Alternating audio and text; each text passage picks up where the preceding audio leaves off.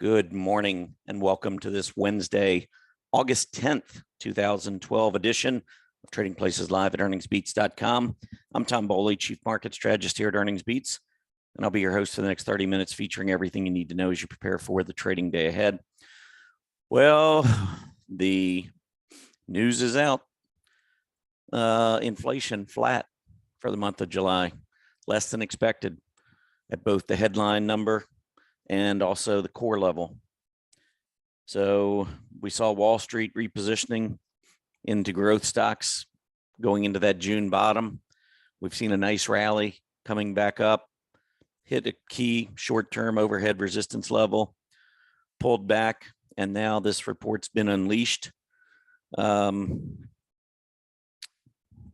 poured into the bond market today. We'll see what happens throughout the day, but money really was jumping into the bond market earlier today, sending the yields back down quite a bit.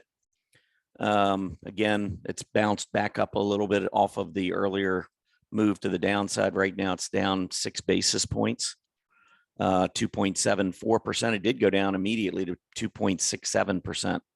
So we were down probably about 11 or 12 basis points. So we've had a little bit of recovery, but it'd be very interesting to see how that trades throughout the day, how the bond market trades. Is this just a temporary little blip to the downside and inflation's going to come roaring back and therefore the bond yields go higher? Or is this the start of something more substantial to the downside? And I think we're going to be able to find out a lot more about that in the coming days. But I think everyone who's been following me knows where I think we're heading in time. Let's see. Let me go ahead and start off here. I always like to start off with our EarningsBeats.com website. For those of you who are new, if you go over to EarningsBeats.com, you can scroll down and you will find an area where you can sign up for a free newsletter. This is our Earnings Beats Digest newsletter. It comes out 3 times a week, Monday, Wednesday, Friday. Name, email address is all it takes. No credit card required. You can unsubscribe at any time. Just type in your name, email address, hit that subscribe button. We'll get you started.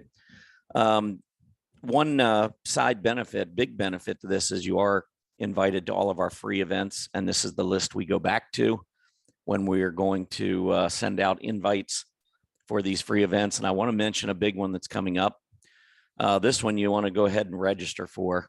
But where does the market go from here? And this is going to be as of Saturday morning, August 27th.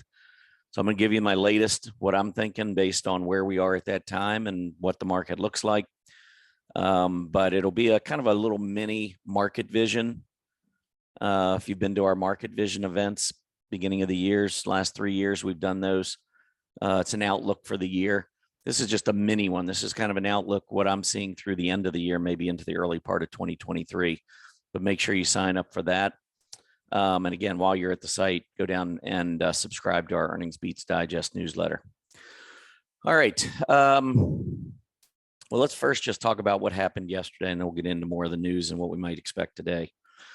The Dow Jones Industrial Average yesterday down 58. S&P was down 18. NASDAQ hit the hardest outside of the small cap area. Small cap was hit the hardest on a percentage basis, but NASDAQ down 151 points. Mid caps down 22, and then those small caps I just talked about down 18. That was 1.44% in the small caps, 1.19% the NASDAQ, and that compares to the Dow Jones, which only dropped 0.2%. So there was definitely some profit taking in the NASDAQ a little bit. Maybe there were folks wanting to take some profits heading into this inflation report. I really didn't think this inflation report was going to be inflationary. I'd been talking about that. I still haven't been able to confirm what I believe is correct. I just remember from several years ago when I had looked into the CPI and PPI, you look at that based on where, well, at least from an energy perspective, you're looking at where crude oil prices were at the 12th of one month to the 12th of the next month. And then the following month is when you get the news. So it's a little bit of a delayed reaction, but I just pointed out that we went from about $123 a barrel on June 12th to $95 a barrel on July the 12th. That was a massive decline. And when I looked through the stories today on the CPI, that's what everyone was pointing to, was the big drop in energy. Well, you know, the numbers are out there. And that was one, you know, when I talked about inflation topping in March, the inflation rate, it's, you know, it's studying how the inflation rate's calculated, knowing that some of the big increases in April, May, and June of 2021 were going to be replaced in 2022 by probably lower numbers, which they were. And so now we're seeing the annual rate of inflation dropping, and there's no more bad headlines to post. You know, media, I don't know what they're doing. They're probably in their back boardroom like, oh my gosh, what do you got? What do you got for us? We need something else. So I'm sure it'll be the recession. And I still believe down the road, it's going to be deflation, not inflation, deflation. Or actually, it's probably going to be more disinflation than deflation. Disinflation is just lowering of the inflation rate, where deflation is actually going below zero. And deflation is worse than inflation. So we don't really want deflation. Disinflation is okay. Anyway, we'll be talking about that a lot more throughout the year. I don't want to spend too much time here. But looking back yesterday, energy was the big winner, up 1 3/4%. Utilities up 1%. To the downside, the three groups that typically lead bull markets. So that's where we were seeing the profit taking yesterday, and probably some folks nervous ahead of the inflation report. That's been kind of typical in 2022. These groups tend to sell off before the big inflationary reports come out. Anyhow, discretionary down 1.6%, technology down 1%, and communication services down 1%. You know, one stock, I'm going to get into the 10-year Treasury yield in just a second, but one stock that I actually talked about in the EB Digest this morning was Nvidia. And, you know, Nvidia came out and they warned. First of all, coming off the bottom, I see almost nothing but hollow candles. There are a couple red-filled candles, but I'm seeing what looks like accumulation. The AD line is telling me there's accumulation. So Nvidia comes out with bad news, and what do? They gap down $14 and then go up $2 during the day. That actually results in a higher AD line. Down at the open, but then a recovery during the day. Yesterday, down, and we can look at this on a 10-minute 5-day chart. Here was your move on Nvidia. Big opening gap down, volume, and we lost volume at stock charts for a couple hours, but back on this move back to the upside, pretty heavy volume. Then we had selling until about midpoint of the day, and then rally into the afternoon. What happened yesterday? Gap down, selling in the morning, buying in the afternoon. I mean, I saw this on the NASDAQ, the QQQ, throughout probably the last 2 to 3 months of the cyclical bear market that ended in June. The April, May, June period, we were seeing a lot of accumulation of the QQQ in the afternoons. It was the morning crowd, what I call amateur hour. It was all the folks listening to the headlines. Oh my gosh, this is awful. Big gap downs, and then selling in the morning, and then quietly buying in the afternoon. And so the AD line focuses on where you finish during the day relative to your high and low. Where you finish relative to your high and low. So these haven't been bad days in terms of accumulation. They've just been bad days because of the headline news and the gaps. The market is such a manipulative place. And I think understanding that manipulation to some degree is paramount to being a successful trader. If you're chasing news, it usually is not going to work out well for you. Normally, we get reversals. Even if it's good news, a lot of times we'll gap up. I'm going to be watching today to see if we actually hold these gains throughout the day. Sometimes you get good news, you gap up, and you start to sell off during the day. I wouldn't be surprised to gap up, pull back, and then maybe strengthen into the close. Or maybe with PPI coming out, maybe folks, PPI's tomorrow morning. Maybe folks will be nervous and get out again at the end of the day. I don't know. I don't think these reports, I think PPI could actually be better than CPI. because CPI is based on gas prices. PPI at the producer level is based on crude oil prices. And I think crude oil prices dropped a lot more than gas prices. So tomorrow is really going to be interesting. But I tend to pay more attention to the core CPI rate than I do PPI, because producer prices can do whatever, but if they don't get passed along to the consumer, then it's not really, at least at the consumer level, it's not really inflation. And we've seen some of that. PPI has been much higher than the CPI. Anyway, let's keep moving on. 10-year Treasury yield today. Let's get an update here on this chart. So right now, 2.76. So we've come back quite a bit off of that early initial move to the downside. I'm guessing futures probably, I didn't even talk about futures, but I'm sure futures have come back down too. Some, at least. Let's see, the spider right now, well, still up 1.6%. It's pretty strong. The QQQ was up 2.5%. Now it's up 2.16%. So we've definitely seen a little bit of pullback off those earlier moves. The diamond right now, which tracks the Dow Jones, up roughly 1.25%. So it still looks like it's going to be a pretty good day. Couple of things that I would be looking for, I'll show you in just a second on that S&P chart. But first, let me go back here to this 10-year Treasury yield. So the 10-year Treasury yield, with that inflation report being benign, did see a big drop in the yield, which means a lot of money is rotating into bonds. Folks are buying bonds, which sends the yield down. They've since been selling. Maybe there's some profit takers pre-market, who knows? But we have seen it come back down. My question is where we trade during the day and where we finish. I'm always more interested in the close than I am the open. So yeah, this is a normal knee-jerk reaction to a benign CPI report. But is this going to be sustained buying in terms of bonds and also in terms of stocks? I don't know. I don't know. We're going to find out. So let's see, what else did we have for today? Let's go ahead and jump into that S&P 500, take a look at what's going on there.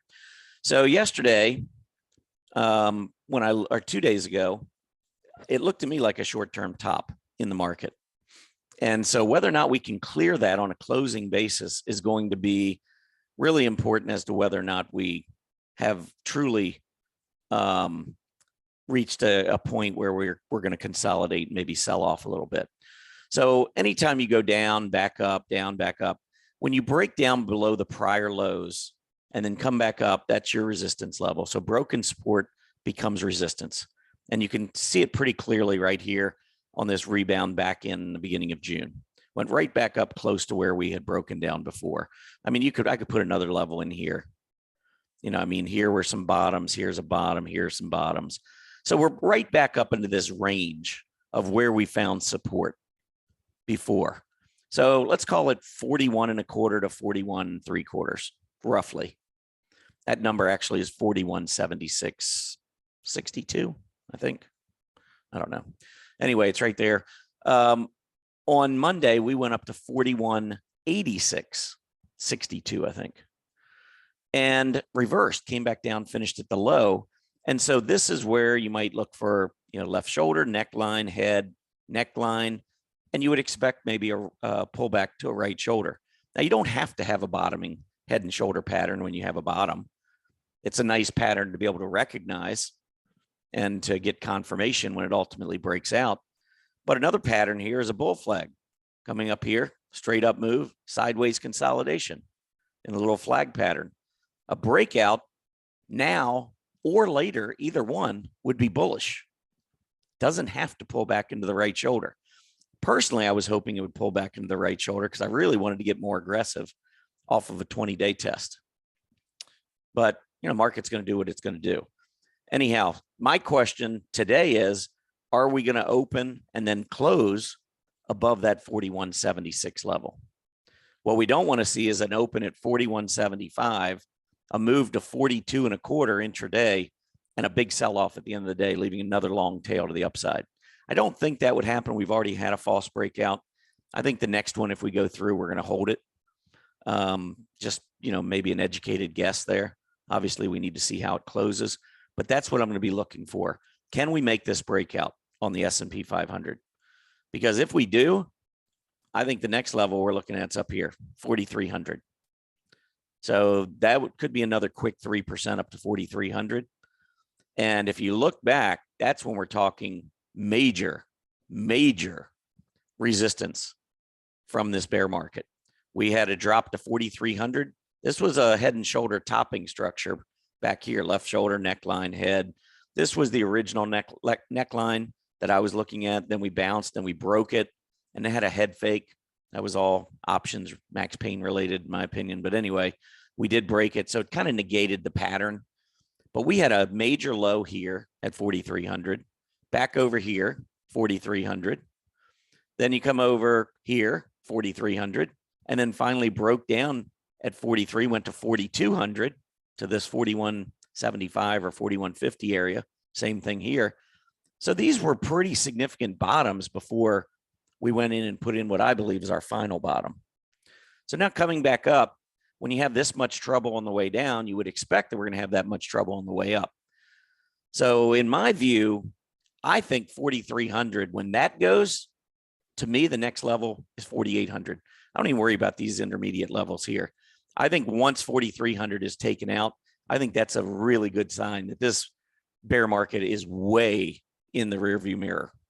I think it already is, but it's stair steps. You got to go through one step after another. First thing you have to do is you have to stop the lower low and lower high scenario. So that's why I think this level right here is important, because every one of these lows, when we went back up, we put in the lower high, that was a downtrend, a channel. And so getting back up through this high is the first step in saying this downtrend has reversed. So, you know, I think we've already had some confirmation just based on my study of bear markets and how we come out of bear markets. When we get through the moving averages, the 20 and the 50, and we go back down and test the 20 and break out again, historically, that's been a very, very bullish sign. So I think the confirmation's already in. But for those who want more confirmation, 4176 is your next one on the S&P. And then I don't know how anybody can argue we're in a bear market if we get through 4,300. I just don't see it. But, you know, everyone's going to make their own calls and make their own decisions, and that's fine. You know, that's what makes up a market.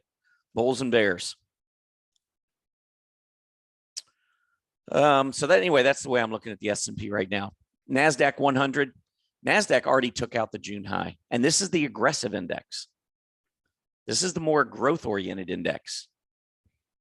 Why would growth be moving up and breaking out before the more value-oriented? And I always say S&P value-oriented. It's value-oriented relative to the NASDAQ.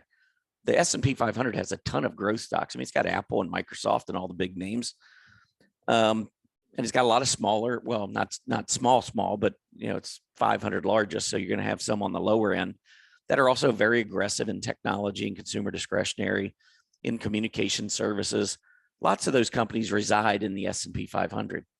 But on a percentage basis, there's more of them in the NASDAQ. The NASDAQ is a non-financial index. It's got a few companies in there that have some, you know, that you could argue maybe have a little bit of finance in them. But for the most part, I mean, you don't have banks, you know, which are more value oriented. What you see mostly in the NASDAQ are these high growth, high octane stocks. So my point here is, ask yourself, and I have to do this all the time, what story is the market telling me? Forget about what story they're telling you on CNBC. That is bullcrap. Sorry, but that's what it is. It's a waste of time and energy. They have some great guests on there from time to time, but weeding through all the crap on CNBC to get to something that's actually important that might educate you, good luck. I found that it's just not worth it. And it sways your mind. It starts working on you, especially if you watch it all the time. So I don't watch it at all. I literally do not turn CNBC on my TV ever. Haven't watched it in years. Well, I shouldn't say I haven't watched, because I've been places where it's been up on the screen and I look up, and so I can't say I have not voluntarily turned it on in at least 3 or 4 years, maybe longer. I don't even remember last time. because I don't want to be skewed. I want to look at the charts, and I want the charts to tell me the story. So getting back to this point, and I know I tend to talk too much, but getting back to this point, NASDAQ breaking out above the high. The S&P tested it, but hasn't broken out. If you don't know anything else about relative strength, you ought to be able to look at that and say, wow, the NASDAQ's outperforming. It broke above the June high. And then you got to ask yourself, why would the NASDAQ be trading up and breaking out before the S&P 500 does? Why would growth stocks be leading? Aren't we in inflation-ageddon? Aren't we headed for the Great Recession? These are things, rates going up, the Fed being hawkish, all of these things kill growth stocks. And yet growth stocks, with all this talk in those three areas, growth stocks are outperforming. The story it tells me is that ignore what Wall Street and all their analysts are saying on CNBC. They're buying growth stocks, and they have been since the June bottom. Why? Well, we got one reason this morning. Inflation data came out. You think the MBAs on Wall Street don't know what's happening? You don't think they have a good idea of what's going to happen? They're already positioning for it, and they're going to have all their positions filled by the time they tell you to start buying on CNBC. Biggest conflict of interest in the history of histories, the stock market. And it's a kind of a necessity to have market makers and to have somebody who's, balancing the buys and the sells and providing liquidity. I just think they should be independent companies. I don't think that market makers should be owned by Goldman Sachs. Those types of companies, not companies that are going on CNBC telling you to buy or sell and then having their market making units doing the exact opposite. Anyway, you got to understand that game. You got to understand the manipulation. And most of all, you've got to understand the charts and the intermarket relationships. All right, so here's what I'm going to be watching. And this is what I'm constantly watching, but especially in this market environment where we've had so much rotation. And, when you've got so many different news stories out there about inflation and recession and the interest rates going up and the Ukraine war and oil prices and everything going on, I think you've got to look at how the money is rotating constantly to see what truly is taking place in the market and ignoring everything that you're hearing. It's not an easy thing to do. So what I like to do is just follow the S&P 500, which is my benchmark, and then follow a couple. I've got three key sustainability ratios that I like to follow. What is the NASDAQ doing relative to the S&P 500? What is consumer discretionary doing relative to consumer staples? And what is large cap growth doing relative to large cap value? They tell me a lot about what's really going on in the market. And so if we go up today on the S&P 500 and we break out, I'll be looking at this not just on a daily chart, but I'll also go to an intraday. I'll look at a 10-minute, 5-day chart. And hopefully won't see what we've been seeing, which is opens that have been strong, like here. Early in the morning, you can see the QQQ relative to the spider was doing pretty well at this high. At this high later in the day, S&P 500 was almost flat, but we were downtrending here. Look at the XLY, XLP. We were downtrending. IWF, IWP, downtrending. Market was trying to rally. And then the next morning when we went up, that was the final high. Short term, that was the false breakout. And now on this false breakout, we've been moving down. And you can see we were moving down, moving down, moving down. But yesterday, as we were moving down, hitting a new low at 2 o'clock, look at the ratios starting to turn back up again. IWF, IWD was a little bit weak into the close, but XLY, XLP was almost at its high of the day. Same for the QQQ, SPY, but the market was still lower. So you saw a little bit of rotation back. So my question today is when we go up, which unless things are really going to change in the next 5 minutes. When we open up, chances are all these sustainability ratios are going to gap up. I don't know where they're going to gap up to. We'll find out. But then after the open, where does the market go and where do these ratios go? If the market's going up and these ratios are going up, I'm going to be very bullish. If the market pulls back and these ratios keep going up, I would be a big buyer of the pullback. I mean, these are just some of the clues I look for. You can, look at whatever signals you like to look at, but this is one I would at least consider. Now, I try not to micromanage these ratios too much. It's really more big picture that I'm most interested in. But as a short-term trader, I do try to use them from time to time. Like I was getting, a little nervous here on the 5th when we started coming back down, even though the market was trying to rally back. And then we had the false breakout on Monday. That was the move through 41.76. That's where we got up to 41.86. So then we had a false breakout and reversal and selling off in those ratios as well. So that just didn't look like we were going to go higher. And we didn't. It was a short-term signal. We had weakness. Didn't get to the 20-day. And many times in these recoveries off of bear market bottoms, we don't get back down to the 20-day. If you go back and you study them, some of them just keep going up, up, up. And the bears keep digging in and they keep getting slaughtered. Everybody's got to make their own calls. I believe we're going a lot higher. From a long-term perspective, if you're more buy and hold, I would be in. I wouldn't even be thinking about the market right now. Just my opinion. I'm not a registered investment advisor. I can't advise anyone. I don't have control of your money. I don't even know everyone's risk profile. I don't even know what's appropriate for everybody. So I couldn't possibly manage or think about trying to provide recommendations or advice. I just educate. That's what we try to do at EarningsBeats. We just try to educate, try to learn more and more and more about the market. Every one of these bear markets is different. They're not the same. They're different in duration. Some are secular bear markets. Some are cyclical. Some affect one or two sectors much more than others.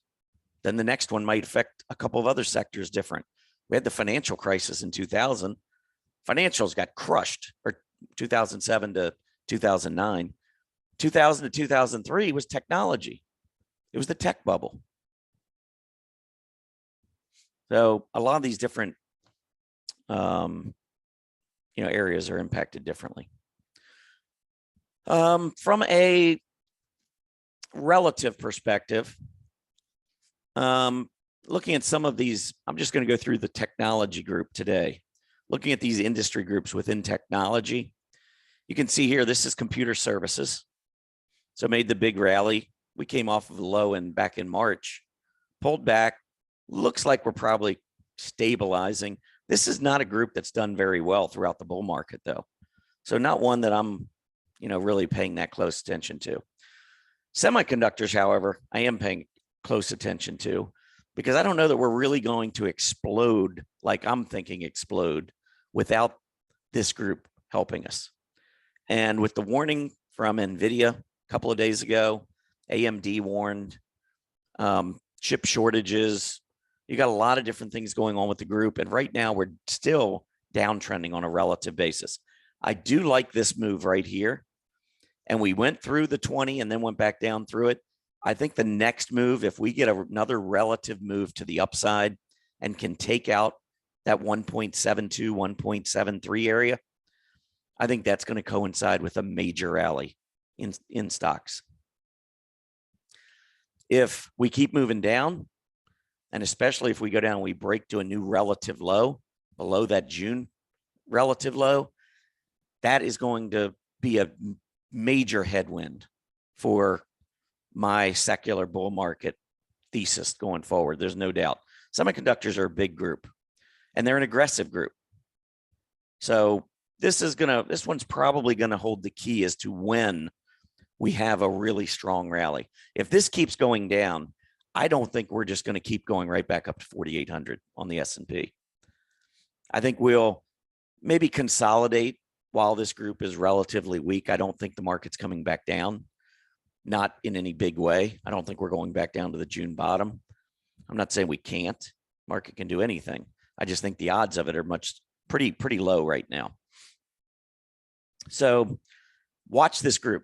I think this one really holds the key as to how quickly the stock market gets back to 4,800.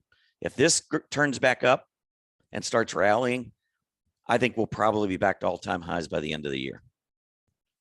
If it doesn't, I think we'll probably be looking at new all-time highs in the first quarter of next year. Software is starting to look much better. We bottomed on a relative basis in May. This one did go above the 20 a couple of times, pulled back, kind of like semis, and then took off again. We get that same type of behavior out of semis, that would be very bullish. All right, electronic equipment up above the 20. It's rolled over. Does it turn back up or make new relative lows? This isn't as big a group, but it's still one to follow. Computer hardware still looks great, breaking out to new all-time relative highs. Of course, this is Apple's group. Apple's been strong. Electrical components moving up, pulling back just a little bit, but looks pretty good. Telecom equipment, this one isn't. This is more the, when you look at healthcare, you think defensive, but biotech is very aggressive. When I look at technology, I'm thinking very aggressive, but telecom equipment, it's a little bit more. It's probably the defensive part of technology. So I don't really pay too much attention to this group. Renewable energy, though, I love this. Hard not to like what renewable energy is doing right now. So that's a look at technology right there. Still a mixed picture, but definitely improving over where we were 3 months ago. And this is the group that we want to lead. And as I've said, when you get the XLK breaking back up above their trigger line from underneath the center line, this is a relative PPO, the XLK versus the S&P 500.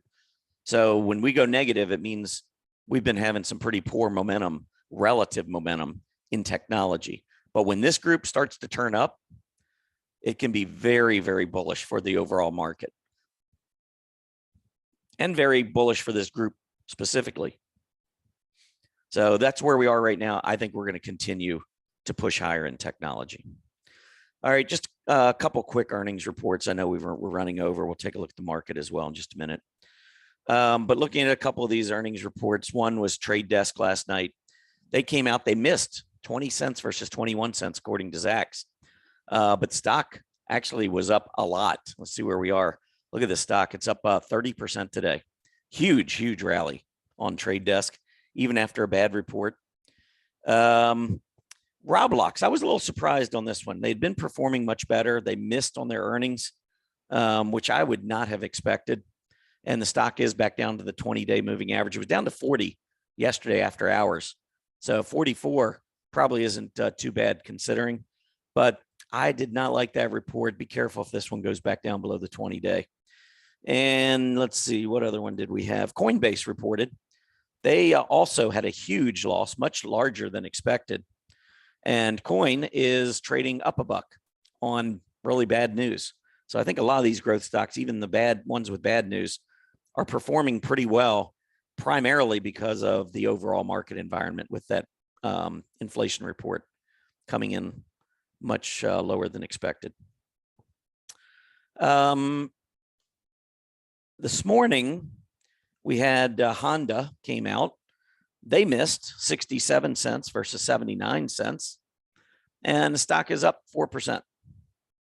So bad news is not always a bad market reaction.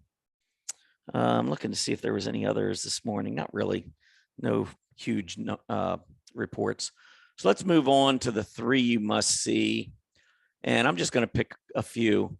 Wynn Resorts, I think, reported. So let's take a look at Wynn. You can see Wynn pulling back. The overall group, though, has had some good days, still overall in a downtrend. When we look at the gambling stocks, I think it's, look back over the last year, you'd have to say this is a downtrend. But we did come off of the double bottom in June and July, and trying to break to about a almost a 3-month relative high versus the S&P. So if that can do it, Win has been a decent relative performer to the group. So I kind of like it off the 20-day, thinking, and what you're doing, you're going into this saying we're in an uptrend. So if you close below the 20-day, you get out. But if this turns, and I'm right about the overall market, and gambling stocks start to move, you can see the AD line is rising. The 20-day is not a bad opportunity in a beaten down stock, in a beaten down industry group. It's not really my style. I wait to see leaders, but I wouldn't argue with a position off the 20-day and Win with a tight stop. All right, next up, let's look at a different scooters. Let's see if the scooters, I think Angie reported getting hit pretty hard here. Yeah, so this one's been doing pretty well. The AD line's been strong. It's beaten down. My question is, does it rally back above its 20-day moving average? Because the last time it moved up, it came down, it held its 20 and then went higher. Today it's moving below it, but it's intraday. This is one of those where if you're really aggressive, you can kind of watch for maybe a reversing candle on an intraday chart, and then hopefully catch the bottom on an intraday, and then have the daily come back up above the 20-day. And as a third stock, I'll show you the final stock. This was a stock I provided to members that was doing the exact same thing. This was their earnings report right here. It was trending higher. The AD line looked good. Intraday, I can tell you, when it was down at the low, that candle looked just like Angie. Looked like, oh my gosh, it's going to fall apart. But it reversed, and off of that reversal, ended up going back to a new high, 146 to 170 in 3 days. 17% in 3 days. So it takes guts, and sometimes they keep going. So you got to be willing to say, okay, I'm only going to give it so much, but you got to watch for these reversals. And I expect them. If I get good news, now I didn't see what the news was on Angie's list. So I don't know if the news was good, if they beat on the top line, they beat on the bottom line, and the stock is just selling off, kind of a buy on rumor, sell on news kind of thing, then I'd put the odds a little higher that they rebound later today. But anyhow, let's go back and take a look at the market. We'll wrap this thing up. I know I'm running late. Been a couple of really late days lately. The NASDAQ down off from where it was earlier this morning, but still up nicely, up 2%. S&P 500, 4185. That's where we were. I want to pull up that last chart and we'll wrap up. Let's see if we got up. We got up to 4195, so we got a new high.